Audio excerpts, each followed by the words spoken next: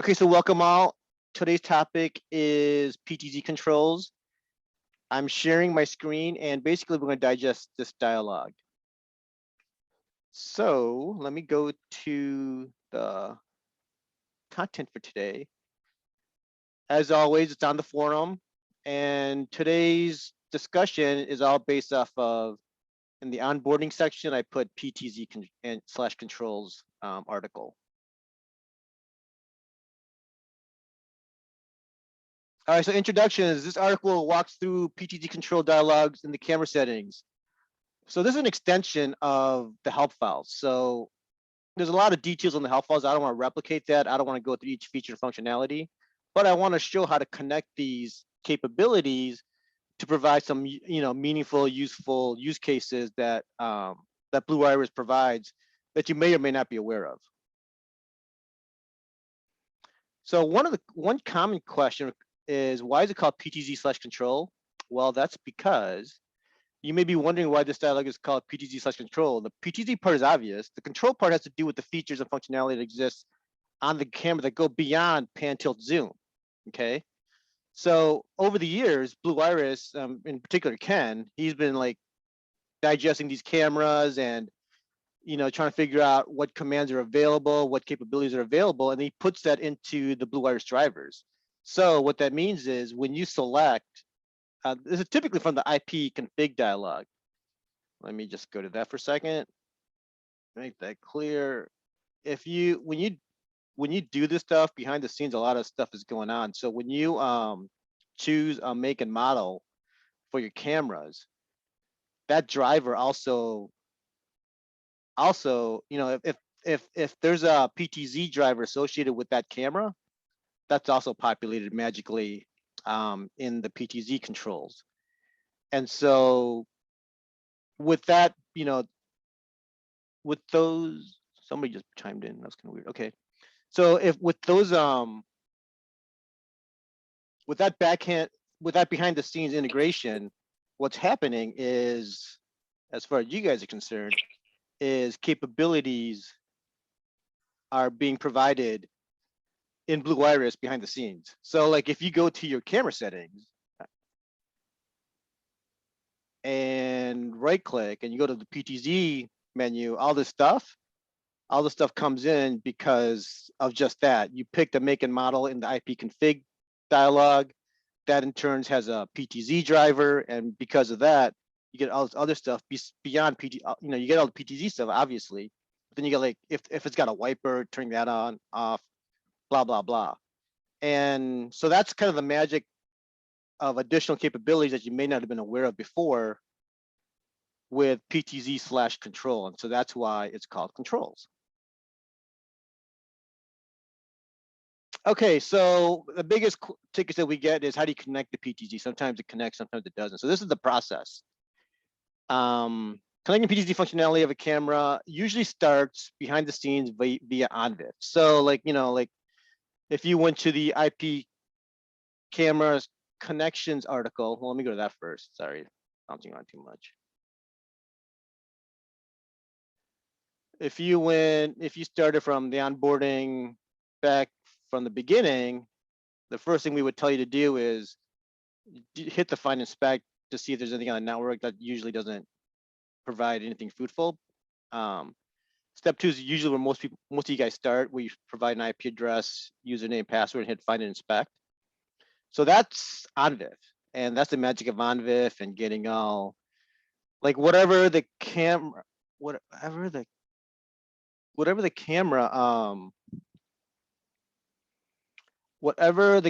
provides via OnVIF, this is how we get it. So, oops, I need to go back to the article. Sorry, onboarding PTZ.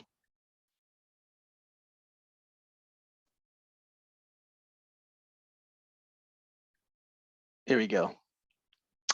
So step 2 of the IP cameras connections article, that's when we get all the PTZ stuff. So like you'll see it in the dialogue as well. Like you'll get the feedback. So all the presets are coming in. So the basic process is set up your presets in your, your camera application, like whatever that is, because that's usually easier to do. Once you do that, you use OnVIF, and then those presets comes into Blue Iris, and so that's like the most common practice. And then once you do that, you can confirm on the PTZ Controls tab as well, because it'll say OnVIF information came through. So that's kind of like a little check / confirmation. Okay. And then from there, we recommend choosing the Blue Iris drivers. So you you probably don't need to select it from here. In general, you would start with the IP config dialog, like I showed before. You choose a make and model, Hikvision, whatever, whatever cameras you have, Real Link, whatever. And the PTZ, based off of that selection, the selection will be appropriate for the PTZ controls. And it should just magically work. Okay, so selecting the Blue Iris drivers provides benefits, especially if you're using PTZ. So a lot of you guys use generic / RTSP and just stick with OnVIF. That's fine. A lot of your cameras don't even have PTZ. But when you do have PTZ, when you do have audio, when you have all these other things that you want to take advantage of from your cameras, then we recommend going to the Blue Iris drivers. So that's step 2. Like that's scenario number 2. Like you got OnVIF, but in addition to that, if your make and models listed for Blue Iris drivers, select it, because it'll probably give you a better experience. And then the next scenario is, all right, if your camera is connected via OnVIF, you got the generic / RTSP, but no PTZ stuff came over. So like all this stuff, like you got the RTSP streams, you can see the video, but none of the PTZ stuff came over, right? That's very possible. And this is where you guys oftentimes get stuck. So like, how do I get my PTZ stuff working?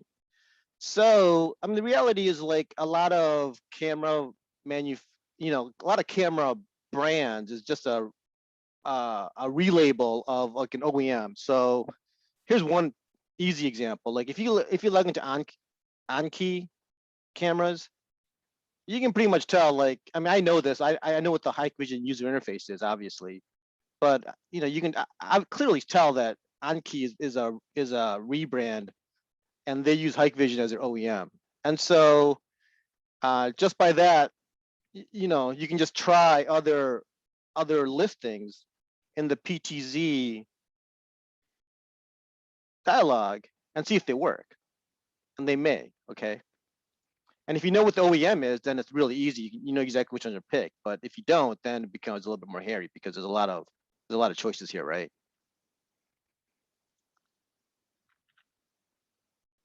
Okay, so that's one little workaround. Like if your manufacturer isn't specifically listed, it might be OEM from a more popular brand, and then choose that make and model in PTZ, and it might just work.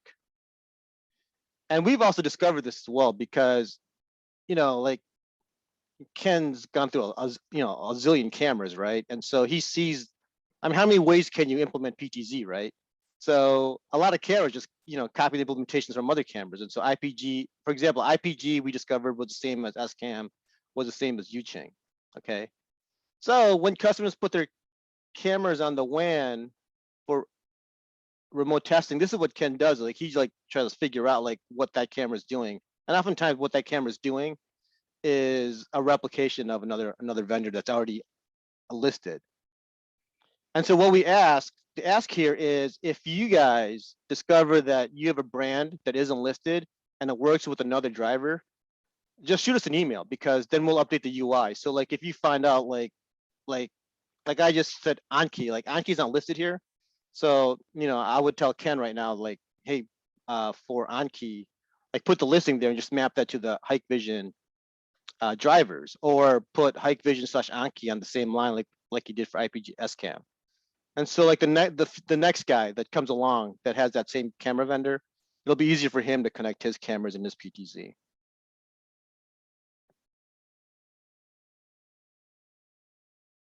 Okay, so let me just revisit what I just stated so that I'm not going too fast.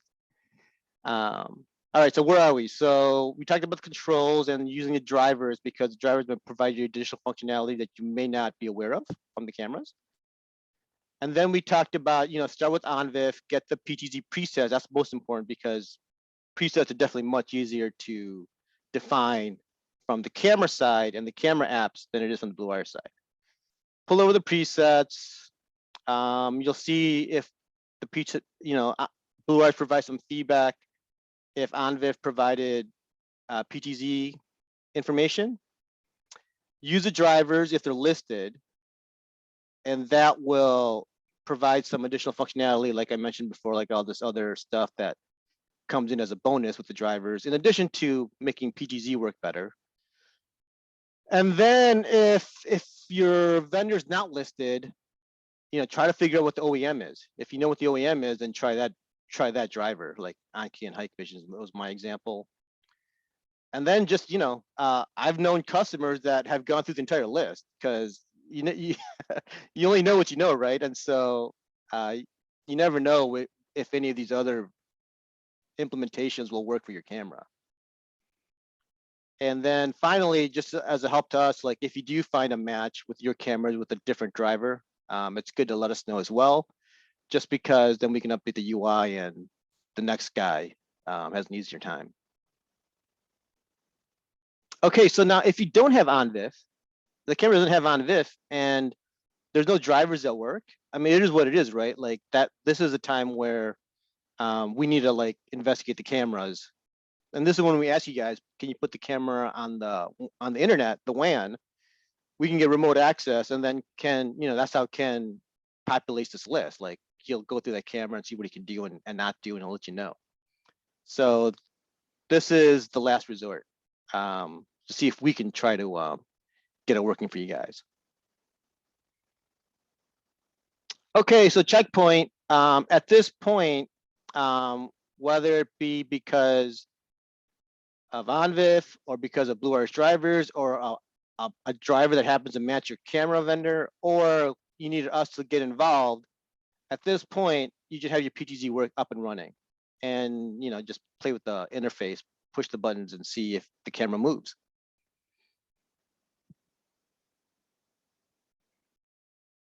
Okay, so once you got the cameras connected and working, the next step is the control dialog. So I'm gonna break this down, but in terms of context, I don't want to like go through all the stuff. I mean, you guys will remember if I just go down the list. So I'm gonna provide some context, and I'm also gonna skip some stuff. So I'm gonna talk about the options start part first. Well, actually, I'm gonna start. I talked about this at the top, like choosing PTZ for your cameras.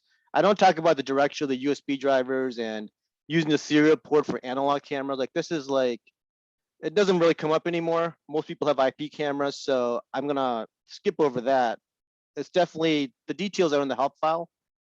And so you can visit that for details, or just ask us if you happen to have a USB camera with PTZ, or if you happen to have an analog camera that you need to get working. And also keep in mind, like, what I'm trying to do with the articles in the forum is connect the dots. So like there's a zillion, functions and settings. I want to connect the dots in terms of like, how do you put all this stuff together to provide cool use cases that I see customers doing, and then I want to share with you guys, and like plant the seed. Like if you guys want to do more with Blue Iris, or you just want to be aware of like all the stuff that Blue Iris can do. The details on each of the functions, like Ken's already laid that out. Like so for any dialogue, if you go to help, it'll go exactly to that section, and it'll lay out, the details of each one of these functions. So I'm gonna leave that part in the help files. And so any specific questions on any particular feature, go to the help. Okay, that's kind of the way these webinars are start working in the future. And I do call it the stuff that I think is important. So like, you can create your own drivers, and I bet 99% of you guys won't, but some of you guys are pretty technical. So if you wanted to, the first choice is a custom driver. and you can edit it and then mess with your cameras. Like I know a lot, some not a lot, but some of you guys are playing with Raspberry Pi cameras. Like, you know, there's no like UI and stuff like that. So this kind of stuff might be of value to those types of users. And if you do start messing with custom drivers, it'd be great if you share that information as well. So that's the second ask. So like if you do your own custom drivers and you have like Raspberry Pi cameras or some unique camera that we're not aware of, we wouldn't mind if you just let us know so that we can like add to the user interface as well. Just make the product better for everybody. The PTZ options on the bottom, I'm going to go through this, but I'm only going to call out the stuff that I think is kind of cool. Or just tickets on. So like the zoom is a little bit confusing. I get tickets on the zoom, and so that's basically this list box. No PTZ, PTZ plus digital plus PTZ unless zoomed. It's a little confusing. So if you have no PTZ cursor, what that means is all you have is this is a setting. So like if you like, you know, this is a gate, right? And so if you just want the camera to always point this way, you don't want it to be able to, you don't want users to be able to move left, right, up, down, whatever, you would choose this selection. And so only thing any user like on the web interface or whatever it could do is zoom in and out and can't move the camera. And so, you know, if you like that feature, that's fine. So that's why the interface, the icon is like an arrow, never turns into arrows. It's kind of a bad image, but this is an arrow. And once you zoom in, if you use a mouse or if you right click and zoom in, you can still use the handlebar, like the hand icon, to like move left and right, like once you zoom in. Okay, and the second selection is PTZ plus digital zoom, and this is like, so the arrows means like you have access to the camera's PTZ. So like if you push the up arrow, the camera's gonna move up, you know, physically, like mechanically move up. And if you chose a diagonal one, it's gonna move diagonal. Like all the PTZ controls are available on the UI. And so that's what this one's about. And so why the plus digital zoom? So like I'm zoomed in right now and I can still move the camera versus unless zoomed. So unless zoomed means like if you're zoomed in, you can only use the handlebars and move left and right, but you can't move the camera. But if you zoom back out to the end, then you can move the camera and then you can zoom in and use the handlebars. It's I'm not sure there's any rhyme or reason. It's just a user preference, I think, like whatever you like to do. So this is what those options mean. Okay. Next topic, suspend motion detection. I'm only calling this one out just because this is like, if the camera's moving, you don't want your trigger settings to, you know, you don't want stuff that's fire, right? Because it's garbage, like what the camera's looking at. And it's a setting. I don't know like why anyone would uncheck this, and it could lead to like major problems. So like the default is selected, and I haven't found a use case yet where you would unselect it. So I'm just calling that out. Okay, auto cycle. This is kind of like a common, common feature for PTZ cameras. If you want to leverage more stuff, I guess. It seems to me like in the market now, like people buy PTZs just because, like when they mount it, they don't want to deal with making it mounted perfectly so that it faces the gate. So they'll pay the extra bucks for the PTZ just because once they mount it, they can like adjust it perfectly the way they want it using PTZ. But you can do a lot more with PTZ. Like auto cycle is about patrolling. So you can have different stations, like a one, you know, you can define a preset for 1379. You can define another preset for 15914. And these are, I'm complicating this. So like I'm saying like you can just have like one auto cycle, like 1379. Blue Wires provides you a lot more flexibility. So I'm gonna add to the complexity a little bit by saying like I want two profiles, right? I want a 1379 for work hours, and I want a 15914 for off hours. You know, like there's a lot of flexibility in Blue Iris.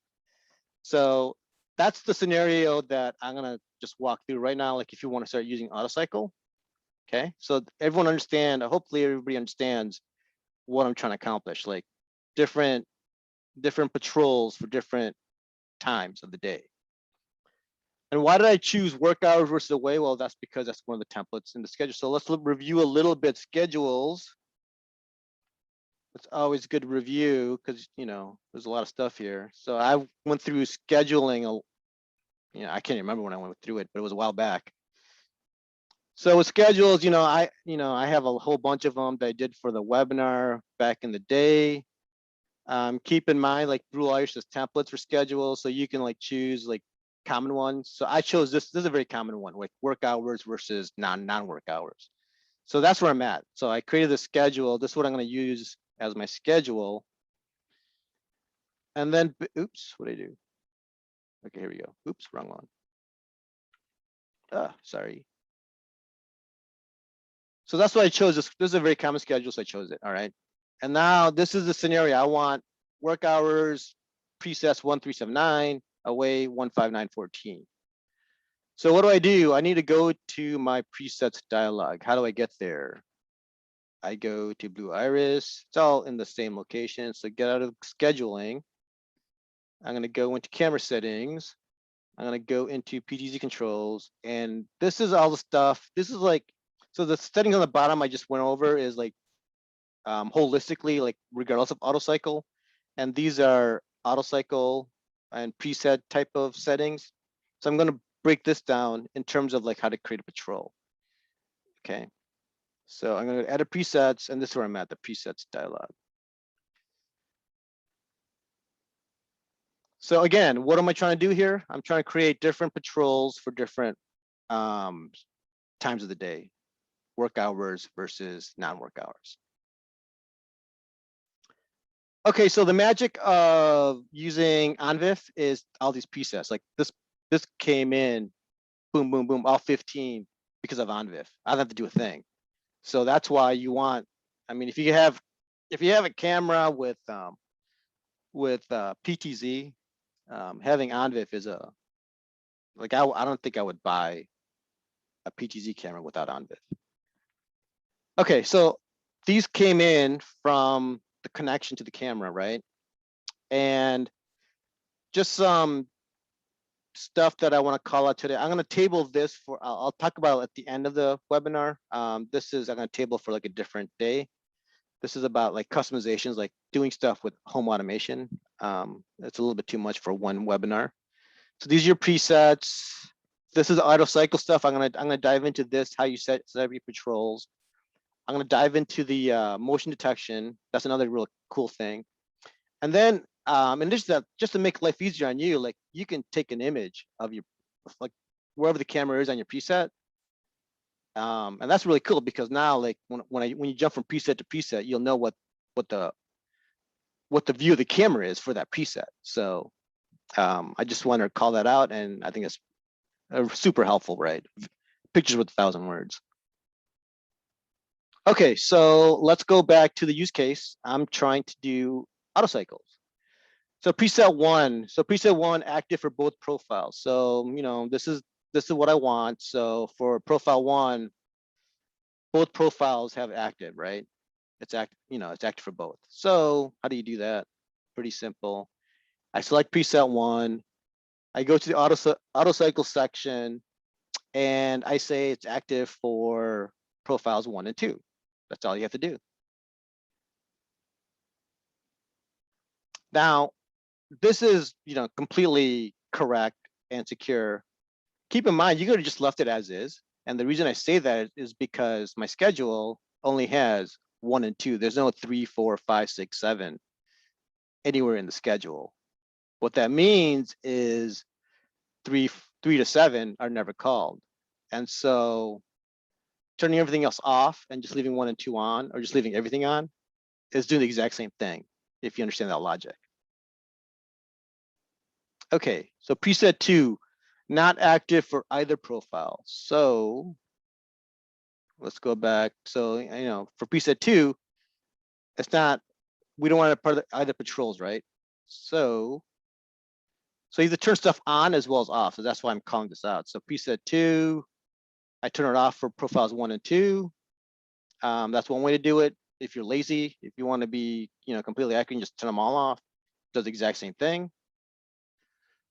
Profile 3 only active for profile 1. So back to my story. Profile 3 is only active for work hours.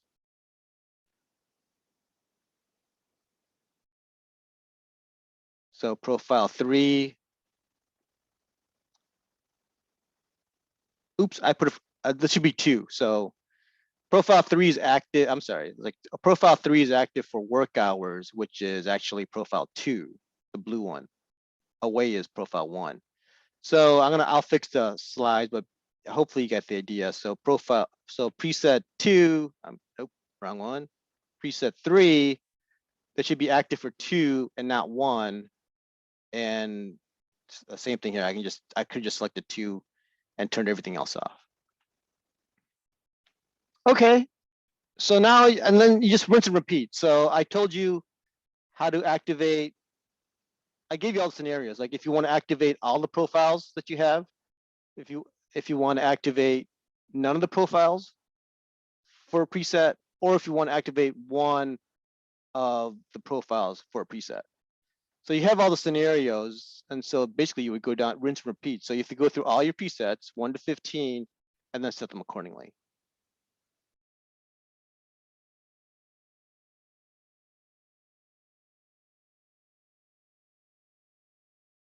Okay, and so I alluded to this section earlier. So if you cancel this, these are like other auto cycle settings. Go to help to like get the details. Only one I'm going to call out here is auto cycle patrol on off. It's also in the UI. So like if you're wondering what that double circle thing is, that's auto cycle on off. Okay, we're at a checkpoint. Auto cycle created. So we created 2 profiles, work hours and away, and we have work hours at 1379 and away at 15914. Okay. All right. So basically, during work hours, it's going to pop, to those different positions, and during away hours, it's going to pop to those other different locations, which is kind of cool. It's kind of cool that you can like pop to different locations, but who wants to look at the cameras, right? Like those days are over. Like most people just want to get alerts and they'll process alerts, right? So assigning unique zones to presets and creating alerts. I mean, if you're going to do the patrols, probably want to do the zones, I would think, because who wants to like watch cameras all day? So just like you can define trigger alerts for non-PTZ cameras, like, just regular cameras, by setting the blue iris motion sensor in the trigger tab, you can do the same with your presets. So let Blue Iris do the monitoring and allow you to manage the alerts, which is a much better way of going through life, right? So what am I going to do now? So I created my patrols, and what I'm going to do now is I am going to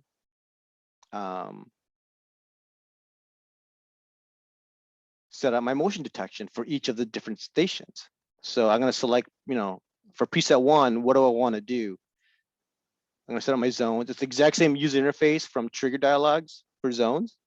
And I'm going to just walk through this part of it. How do I create my trigger alerts for each of the different presets? Okay. Select the preset. I mean, you only have to do it obviously for the ones that are active. So like preset 1, preset 3, right? Like, go to the ones that are active, right? 1, 3, 5, these, and then for each one, set up your motion zones and alerts. Okay, that's where we're at. All right, the first thing is you want to check, you want to create the zones, right? So, I just made this up. So like I said, zone A, zone B, zone C, some of it, there's some overlap. Doesn't really matter. Like, I mean, well, I just created arbitrary zones, right? And you have to remember the gotcha. So like, what is unique to a preset versus what is shared? So like, these are the only things you can override. You can override the zones itself. So like, if you move from, if this is preset 1 and you go to, and you move the camera and that to a different preset 2, like to the right or something, you can change what the zones are, what A, B, and C is. You can change the travel time, but you can't change the logic. Okay, so like, if you remember how motion sensors work,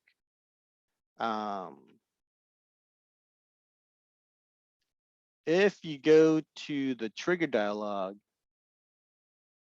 motion sensors, and you create a whole bunch of zones, like, I show you that picture, right?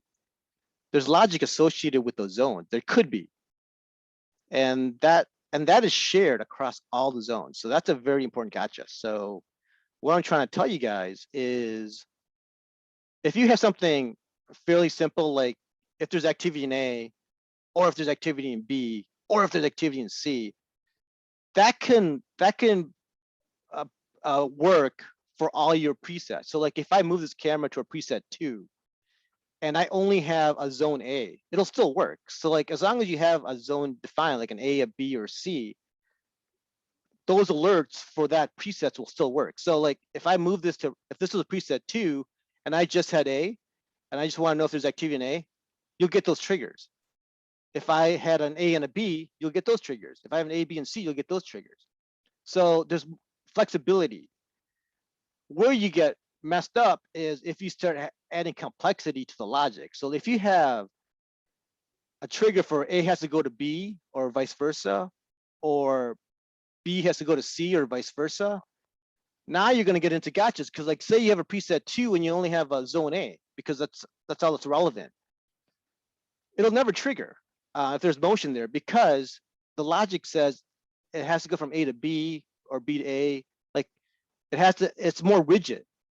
And so that's something to keep in mind. So like, what's the takeaway here? I don't want, hopefully you grasp that. The takeaway here is, you want to minimize the zones. Like, you don't want to like overdo it with like a zillion zones. And plus, you want to make sure that the object crossing logic is fairly simple. Like, define different zones like for activity. But when you start doing a cross zone logic, it can really mess you up with other presets where this cross zone logic just doesn't apply. Okay. Okay. Another gotcha. The trigger tab can also define zones and zone crossing logic. The trigger tab settings are known as the default zone settings. So what I'm talking about here is, like when we went through triggers and alerts, the trigger tab, this is your default zone settings, like all this stuff. This is known as default. Versus if you specify specific zone crossings for each zone, for each preset. So this is like a preset zone zone settings versus the default zone settings. Okay. I mean, you guys weren't aware of that before, but that's the way the software distinguishes between the trigger tab versus your presets. Okay. Okay. So now that you understand that concept, the zones associated with presets are known as preset zones. It can get very confusing when an auto cycle is active and a user goes to a camera and starts using the PTZ controls, disrupting the cycle. After the user is done actively controlling the camera, the software eventually resumes the auto cycle. So like, this is what this is saying in layman's words is, you have auto cycle on, right? Like the camera, like during the day, like we have during the day, it's gonna bounce between during work hours 1379. And then there's like some activity that, it's like some security guard is trying to investigate. So he goes to the camera and starts messing with the PTZ, right? He starts, using the arrows and moving the camera, right? So now he's done investigating, and then eventually Blue Iris is going to go back to the auto cycle. Okay. And the way that works is, now I'm going to call out one of the settings in the dialog: resume cycle schedule after an activity. So after 30 seconds, once that operator is done messing with the cameras, after 30 seconds, it goes back to the auto cycle. Okay. Now the complexity here, not really complexity, but it is what it is. Like once you're going back to the cycle, like it can get confusing if you really don't know the details of Blue Iris. Is it going back to the default zone from the trigger tab, or is it going to a preset and using that zone? And so there needs to be more clarity provided to Blue Iris, so that confusion isn't there for the software as well as for yourself. So the bottom line in all of this gotcha is, if you're going to start messing with zones for your presets, the simple takeaway is turn it off in the trigger tab. Uncheck it. Like, don't even mess with default zones. Like, you don't know what's going to go when the software goes back to the schedule. You don't know if it's going to pop into the default versus a preset, and so that confusion can lead to bugs. And so the big takeaway here is, if you're using preset zones, just turn it off for the default zones and hotspots in the trigger tab. Okay, and there's one final gotcha with auto cycles, and it has to do with timed PTZ events. So let me bring up this topic. I haven't really discussed this. It's part of schedules and events, but I'm gonna bring it up a little here just because of the gotcha associated with it. So what am I saying? What I'm saying is, in schedules, you can have event schedules. And what this is like, this is like stuff that you want to do to the camera at specific times of the day. More specifically, what's a common use case? Users want to turn on, like, for example, like some cameras, usually IR lights turn on based off of sensors in the camera itself. So it knows when it's getting dark and it turns on IR lights.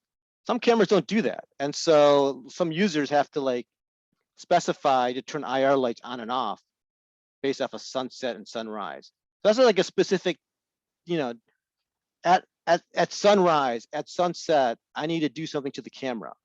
That's what these event schedules are. It's all time-based, okay? And another use case, just to like, you know, have this concept sink in if this is new to you, is like during the work hours profile, you may have, users may want the PTZ camera to face the door. Like, you know, like people are coming in and out. You probably, you know, like there's a very common, like during the day, so for profile work hours, you'll want the camera, the PTZ camera, just to face the door. And then during off hours, you might want to hit the auto cycle. So again, like this is like, you know, this is like a profile based scenario, but profile really means time, right? Like the reason why a profile is associated with time is, well, I mean, that's just the way it works. Like, you know, you put you create a profile and you associate a time to it, right? Like work hours versus not. And so these events that are based off a profile is really based off of time as well. So that's kind of logic. So that's when you would use events and schedules. And I'll, you know, we'll have another, I'll probably revisit the schedules and events webinar and add more stuff to it now that even me, like I'm learning this stuff too, right? So this is kind of new to me, kind of not so new to me, but like I haven't talked about it in a webinar yet. So that's the idea with event schedules, right? So why am I bringing this up now? Like, why am I, like, we're talking about auto cycles. We're talking about creating triggers for auto cycles. And so why am I talking about event schedules? Well, there's one final gotcha. The final gotcha has to do with when you when in this scenario where the security guard, you know, or the admin or whatever who's messing with the cameras and doing some investigations, when he stops, when it goes back to the auto cycle, pops back into the auto cycle. The question is which preset should it start with? Blue Iris doesn't really know. And so a simple fix, like, you know, like where should, anytime you go back to the auto cycle, where should Blue Iris start, is just by creating an event schedule and setting the PTZ preset to whatever you want it to be. So let me go into that specifically. So if I wanted, like anytime you're jumping back to AutoCycle, if I want to tell this camera to go to preset 3, start at preset 3 for whatever reason, like maybe that's the center view or something, I would just go to, oops, what did that was weird. I would go to event schedule. Okay, I would go to that camera, go to the schedule, hit event schedule. I would do enable, and I would do function, go to, it's all in alphabetical order. These are all the control, this is why controls are, this is why using Blue Iris drivers are of value, because all the stuff, if it's available, comes through. If I wanted to activate preset 3 for some reason, when AutoCycle pops back in, this is all I have to do. And so basically, there's a time associated with this, but if there's no other events, it's going to, Blue Iris knows to go to preset 3 because that's the only event in here. Now suppose you had another event like at like whatever at 5 p.m. At 5 p.m. you wanted to go to preset 11. That's fine because, oh, I said 5 a.m. Sorry. That's fine because as long as you have one, Blue Iris will know where to go. If you got more than one, that's fine too, because it'll, based off of when the AutoCycle pops back in, if it's between 5 and 8 a.m., like say it popped back in at 6 a.m., it's going to go to preset 11, which is what you want anyways, because that's why you have this entry in there in the first place. So that's kind of the logic. As long as you have one, Blue Iris knows where to go. If you have more than one, it still works just because it'll go to the appropriate one based off of the time.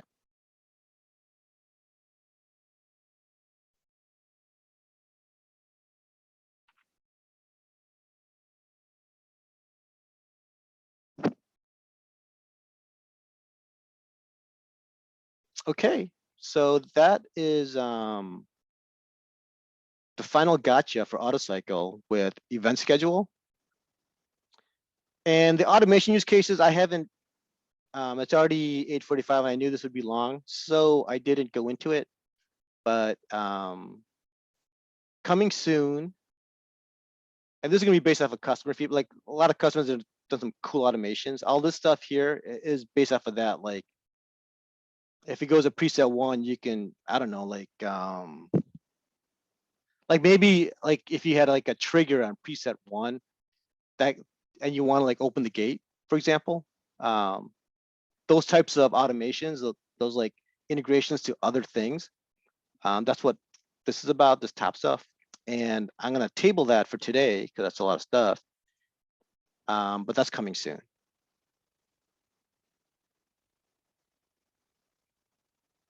Ta-da! So that's it. So that's it for PTZ/control. I bet 95% of you guys won't even use AutoCycles. I mean, this day and age, like, I don't know, like with AI and like no one watching cameras, it's all being based off alerts. Most people just have like one view. But if for whatever reason you want to use AutoCycles or any of these capabilities, it's definitely in there. Okay. That's all I had. Thanks for listening. Let's open up for raise hands and questions. Let me find.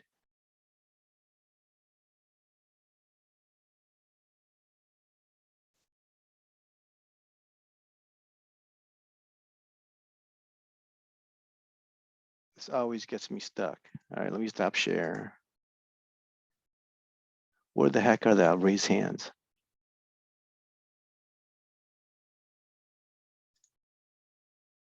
Okay, I don't want to raise a hand.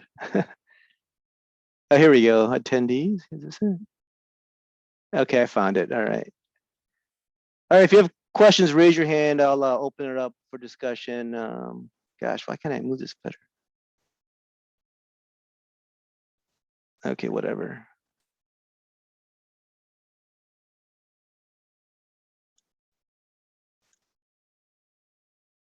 No raise hands? I thought there was a raise hands. I missed it. Okay, so Jennifer, Ken, do we have any questions that we want to start the conversation with? Oh, here's a raised hand. Sorry, not allowed to talk. Victor, go ahead.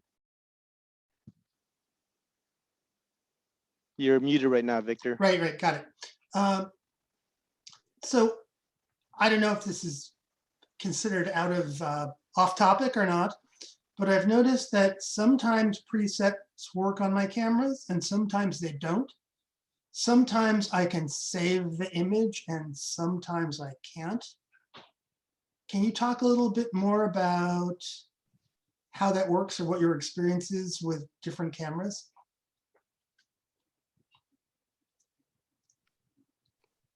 That's I don't have enough experience to like really answer talk about that one. Ken, do you have any details on that part? Just historically, when complaints come in about not being able to use presets or PTZ, sometimes it works, sometimes it doesn't. It almost always, in my experience, comes down to they're using OnVIF, and it's maybe not as reliable in the camera as using its direct PTZ setting. So depending on which camera you have, if you can use a direct make model setting, as Sam showed earlier, that would be the preferred way. Sometimes OnVIF is not always as reliable in PTZ for whatever reason at this point.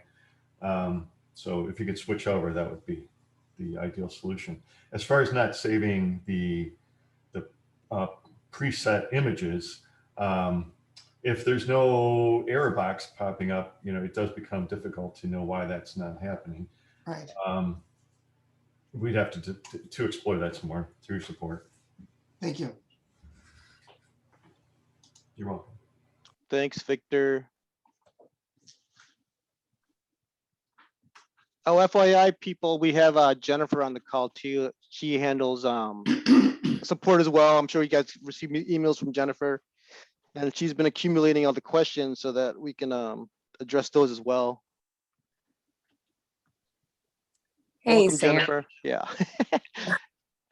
I have a few questions here. I just got questions from two customers. I got one from Harry, and he had said on the PTZ screen, when you choose a preset number in parentheses 1 through 10, that number shows in the dialog box and the camera goes to that location. If I use the dialog box to set a new additional location, it doesn't recognize the location I tried to enter.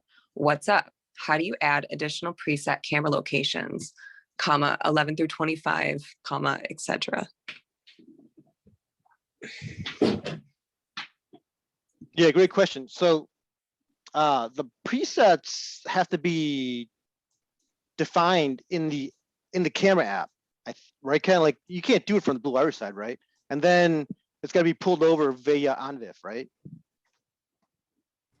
Is there a backdoor way of doing it? Of cameras that we implement for PTZ, you can actually set the preset as well, and you do this in Blue Iris by holding down the button. Okay, let's demo that.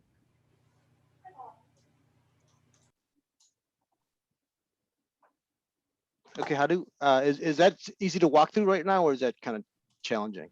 Yeah, if you have a live camera with PTZ working, you just go to the live view and then manipulate the position manually with up, down, left, right, and then you hold down one of the preset buttons and it sets it. It's kind of like in the like a radio stations or. Oh, okay. And you just hold down this preset button, like down here. Oh, that is so easy. Okay, so that's how you do it.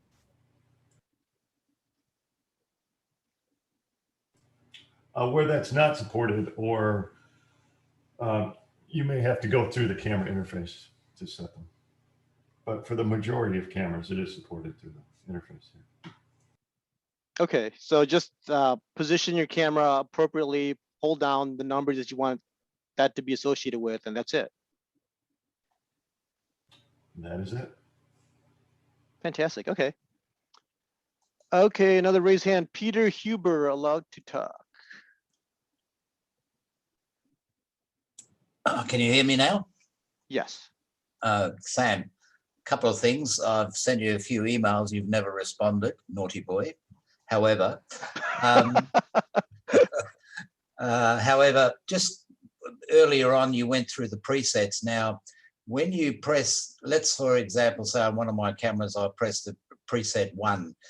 Down the bottom, there is an image supposed to show up, but I don't have an image. For example, I know I've set preset 1 in a particular position, but when I click on it or press on it, no image is shown. Is there any reason for that? I know when you went through it, it did show an image.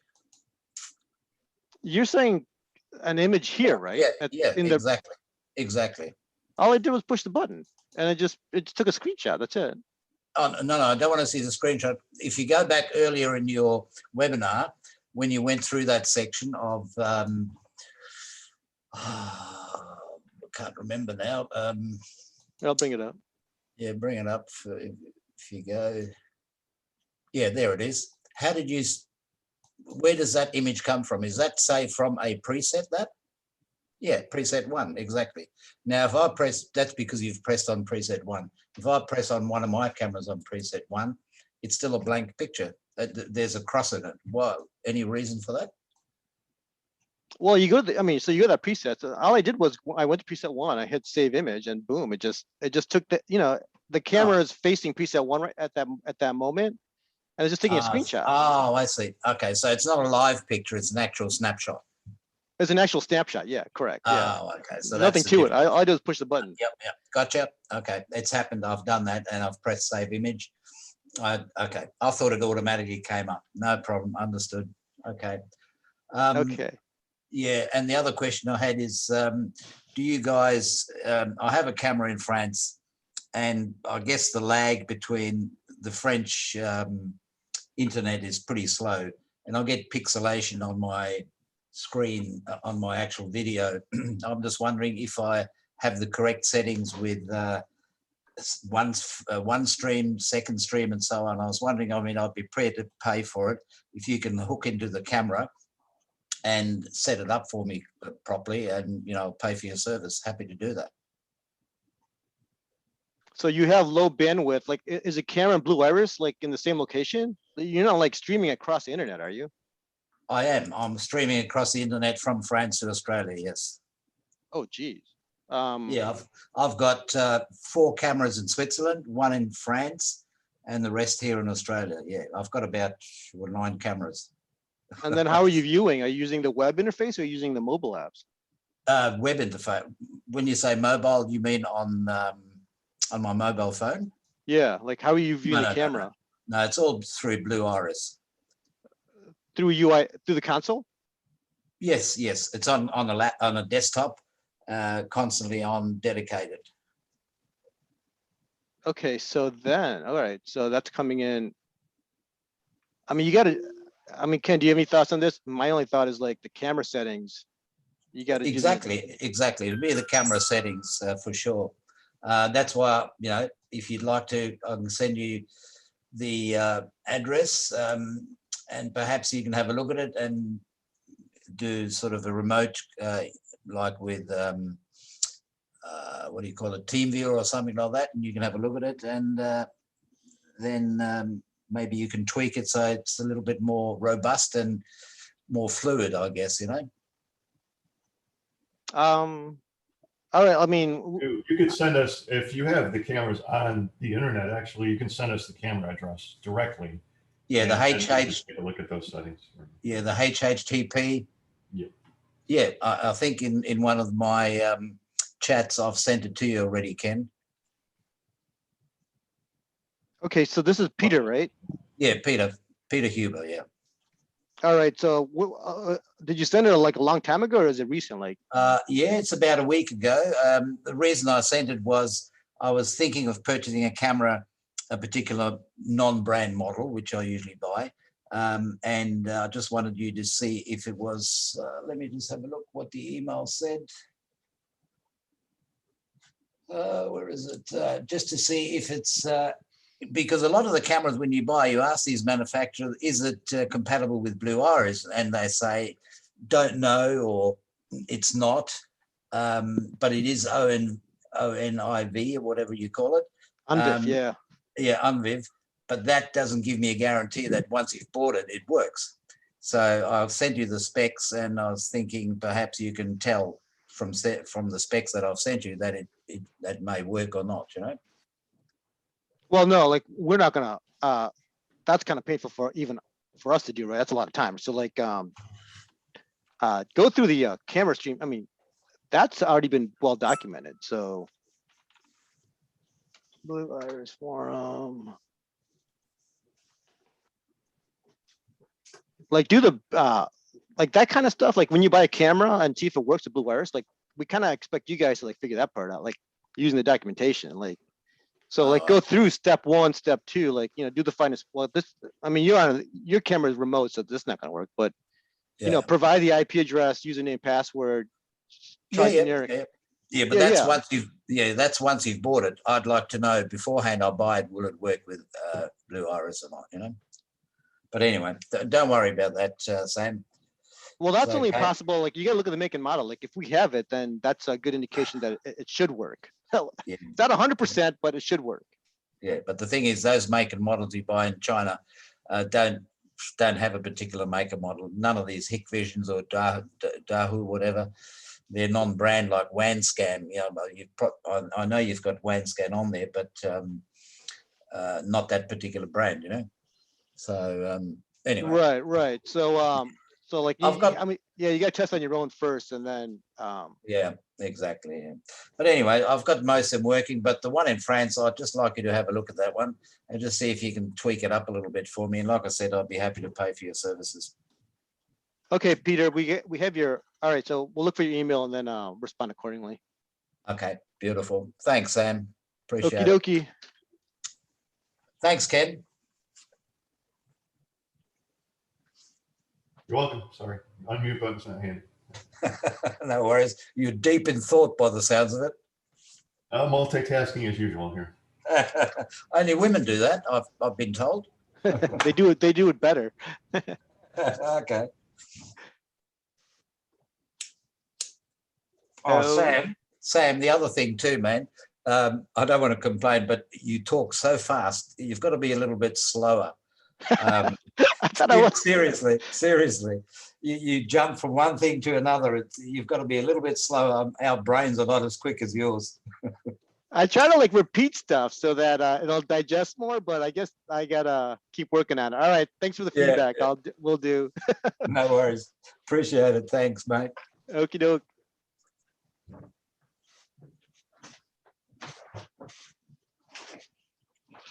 Okay. Oh, Jorge, raise hand. Okay, go ahead, Jorge. My question's on the console view. If I want to like manually, like say I want certain cameras on top, certain cameras on bottom, is there a way to do that? Besides moving it, like. Okay. Yeah, like I say I want certain like 3 cameras on top and then certain cameras on the bottom. Is there a way of moving them around? Drag and drop. Just drag and drop. I think if you just. Yeah, like here's ADF2 now, like. Okay. So you want to move that to the bottom? Okay, let me try it the other way. Like, say I want to move this to the top, I would just drag it up. Oh yeah, just drag it up. Okay. It doesn't work. Doesn't it work for you? I haven't even tried. I just, you know how just when you add a camera, it just places it on its, you know, wherever there's a free spot. Right. Yeah. You can just drag it to where you want it. Okay. Thank you. Perfect. Thank you. Okay. Yeah, you just drag it. That's it. Troy, allowed to talk. Just on that last comment, I wanted to say that if you have your camera set to go large on click, then you can't drag and drop. So you have to turn that off. You just right click anywhere in the black area. And if you go large? So it's... oh, you mean like one of these, like one up or something? Like this? No, right click in the black area there. It's the one icon to the right of that, Sam. It's called solo camera. If you have that turned on. if you have that turned on, then the selected camera will become the full window. And Yeah, so now if you try and drag and drop, it won't. Oh, okay, gotcha. Yeah.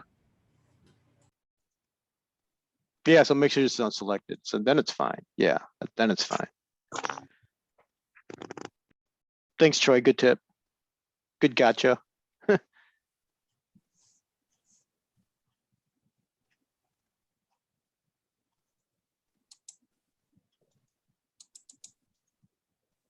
Any other questions, Jennifer, on that came in that we need to discuss? There was another customer that had messaged 3 pretty general setting questions.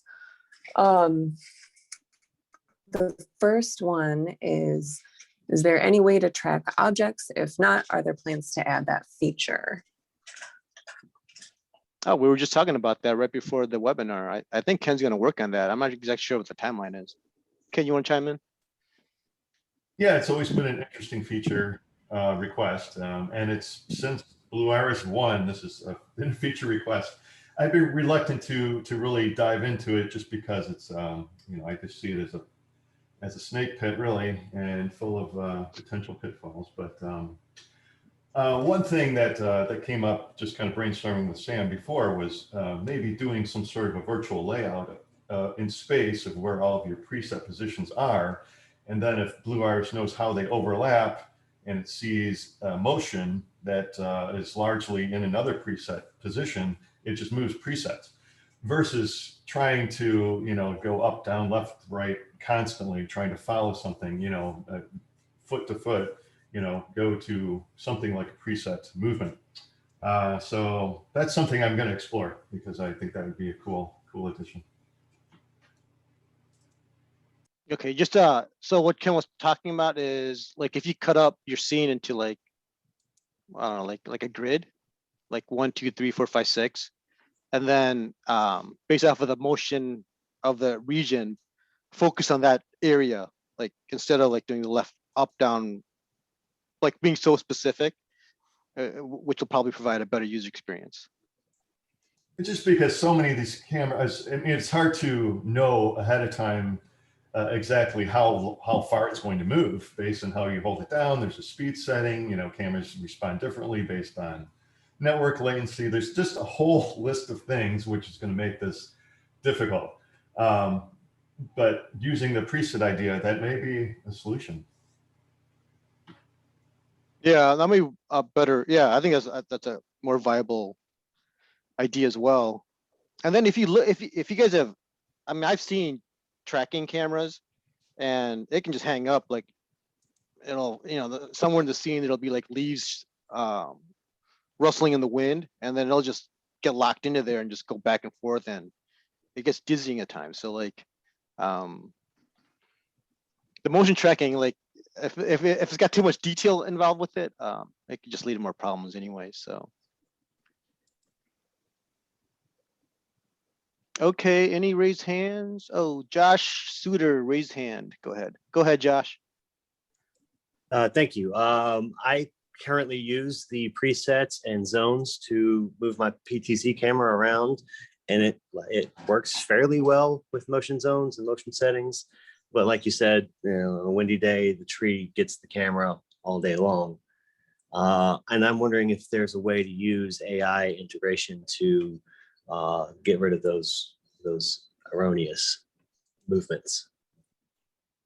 Yeah, you just described one of the biggest value adds of AI. Like that's exactly what it does. Like if it can't, you know, like all that leaves and sunlight, all that stuff goes away as soon as you start putting person and vehicle detection or whatever objects you were trying to detect. So 100%, like that's totally the way to go. Like it simplifies everything, the motion sensors, everything. I'm a big advocate of AI because it just reduces all the false alerts, especially with outdoor cameras. Does that make sense, Josh? Oh yeah, I've currently used the AI detection. I'm just wondering how to make it. I haven't really dived in to see how to make it work with PTZ and triggering it to zoom in on certain zones that are triggered. by a camera, by a different camera. Okay, so I haven't met. I mean, I think holistically, it's pretty much the same idea. Like one thing good about AI, like that that whatever you're trying to detect for objects like person or car or whatever, that kind of like is consistent across all zones. So like all you would need to do is well, I mean, first, get an understanding of deep stack. So like I have an article on that. So I'm not sure if you've gone there, but like if you're new to deep stack and trying to figure that part out. No, it's more of a zones issue, like person Okay. detected in zone A versus zone B versus zone C. So the granularity of the software today is if you go to trigger, configure, oh, sorry. If you go to AI, it's across. So you're fine basically. So if you wanted person, if you're trying to detect, if you turn person on for all your if you turn it on for trigger dialog, then when you go to all your presets, it'll still do the final test through AI and test. So every one of your presets, it'll check for person before sending the alert. So you're fine. Like it'll work. It'll work just fine. It should work just fine. Perfect. I look forward to fully integrating it that way. Okay.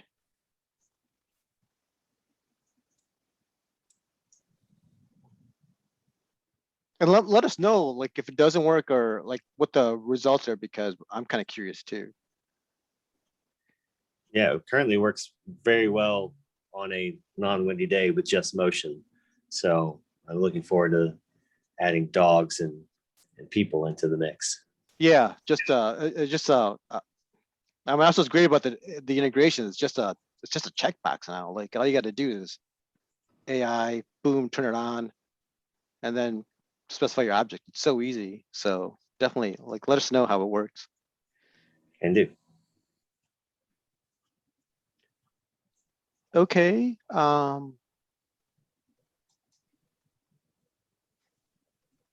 Ken, some of the users are asking about what's coming up now. Oh, I guess you're answering that right now too. You can share that with the audience. Oh, there's a huge list. It's there are a lot of layout options people have been asking for. Forcing layouts. I mean, the view we're looking at right here. That is the most efficient way the software could find to put these 7 cameras on the screen. But some people may want to forcibly stretch cameras or shrink them or do some anamorphic on them to get them to look differently, cropping, etc. So I was going to play with some of those options, and there's some streaming to UI3 options I wanted to get into to further save on CPU and flexibility, just like going direct from camera to UI3. That's one area I want to work in. The whole thing with the PTZ following is very interesting. I might want to get into that. And then we want to bring the timeline view to the apps and to the UI3. That's another big one. There's really no shortage. The list is very long, and there's some exciting things yet to come this year. So stay tuned. Fantastic. Here's some simple questions. Where is the tutorial for deep stack? So what I'm doing now, guys, is it's any stuff, any content that was created by the blue, like our side of the house, it'll be in the forum, onboarding, or tips and tricks. And for deep stack, it's in tips and tricks, I think. Yeah, advanced deep stack. And I'm also referencing the YouTube webinar. So like almost every article now will have a webinar associated with it just to share it, like for the first time. And so you have, both modalities. You got the written version as well as the audio/webinar version.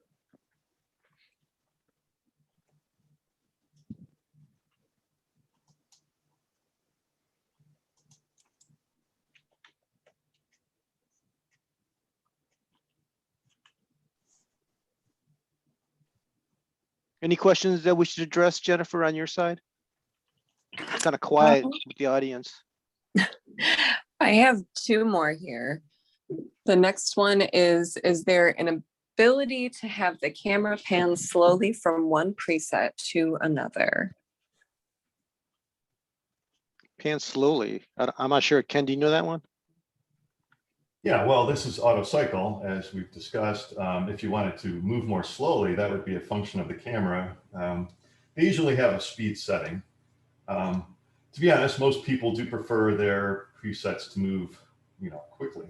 So you call preset 2, it immediately goes to preset 2 as quickly as possible. Sometimes I think cameras call that scanning, right? Something like that. That's what you're describing. So it moves slowly. So that's not something that I've thought about implementing, but many cameras have that built in. So you may want to maybe check that out. All right, so it's on the camera side, right? Right. Okay. Thank you.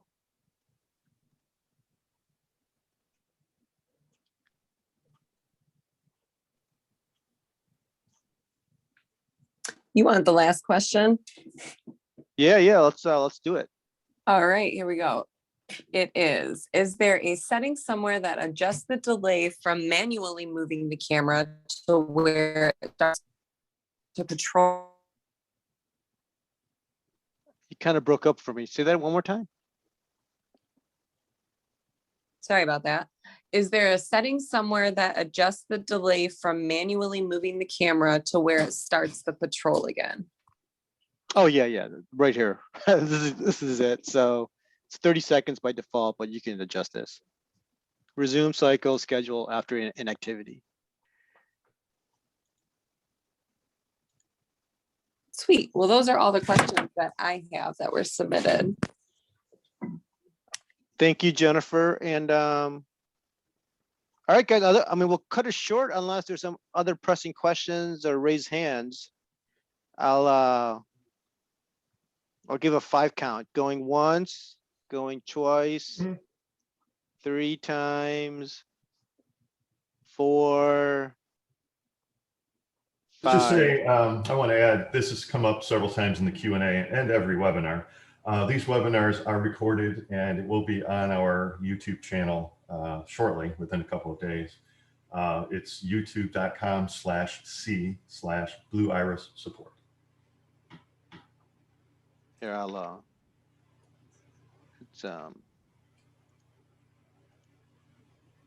just go to YouTube and just do a search for Blue Iris support.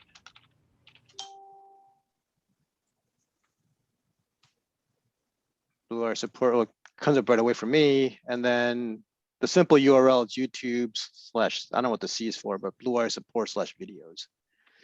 So that's where we're referring to, and then as always, we reference it in the article itself. So if you go to the forum as well, like once the recording is up, I'll put in the intro a link to the YouTube channel. Okay, Ken, I guess we're done. Any closing thoughts before we call it a day? Once again, everybody have a great weekend and thanks for attending. Thank you. Thanks, Jennifer, for joining and rounding up all the questions. Yeah, thanks for having me. Okay, guys, have a good weekend. Bye.